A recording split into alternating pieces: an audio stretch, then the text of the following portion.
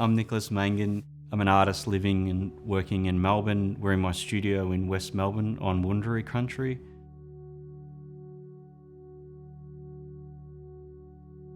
I'm an artist working predominantly with sculpture and film.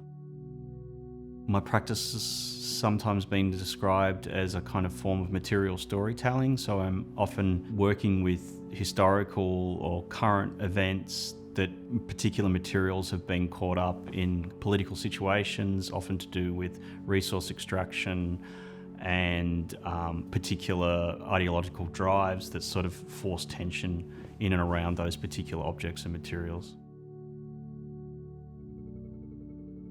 The work in the Geelong Gallery collection is Some Kinds of Duration Cartridge edition from 2011. This work is a kind of like satellite work that relates to the broader project, Some Kinds of Duration. With this project, Some Kinds of Duration, I was interested in telling the story of the Pyrmont incinerator in Sydney and its ultimate destruction. I came across an image of it that, because it was decayed and falling apart and had succumbed to concrete cancer, it looked like a Mayan ruin. And I'd sort of encountered that image as a quite sort of rough photocopy.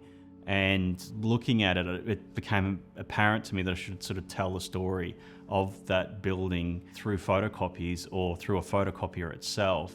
The incinerator is used to reduce matter and waste to carbon, and a photocopier traditionally uses carbon to reproduce images. So it felt like there was an interesting interplay between those two objects, the incinerator and the photocopier, as a way to tell this particular historical narrative. I was also really interested in reproducing the actual carbon cartridge that goes into the photocopier, which is the work in Geelong, because it was kind of like the central vessel that was used to house the carbon. And I thought that it would be, that was something that it should also be kind of memorialised as part of that project.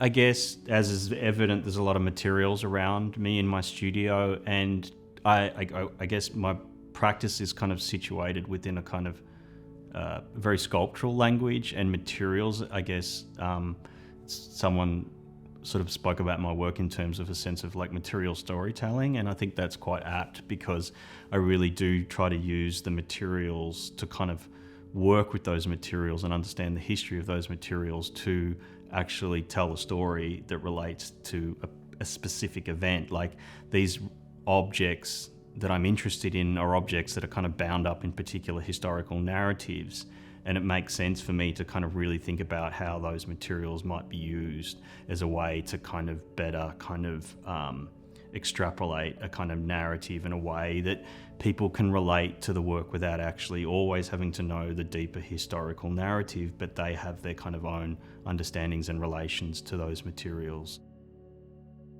With every project I do, there's always an opportunity to learn something new as a process, and that often means like approaching somebody else that knows how to do something and then learning from them. Like, as much as possible, I don't outsource what I'm doing. I try to sort of work with someone and get them to teach me how to do it.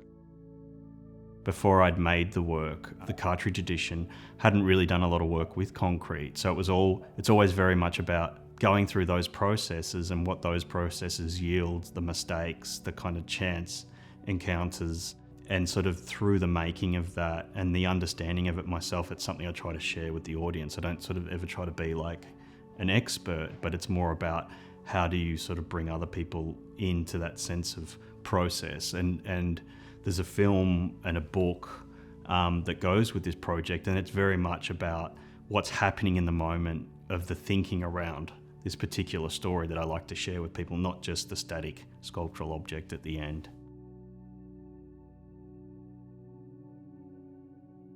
Some of my projects sit in my brain for over 3 or 4 years, and they have their own kind of metabolism, and they change a lot. Like, at the moment I'm currently working on something, but it sort of gets to this point that it becomes irritating because you've been sitting on it for so long that it's sort of, you're building it in your head over time, and it's not until you can get into the studio and start to sort of see how the materials are going to function in relation to the ideas that you had about the broader project. But really, yeah, there is a lot of time that happens and I guess it's almost like the studio mind before you're in the actual physical space with the work.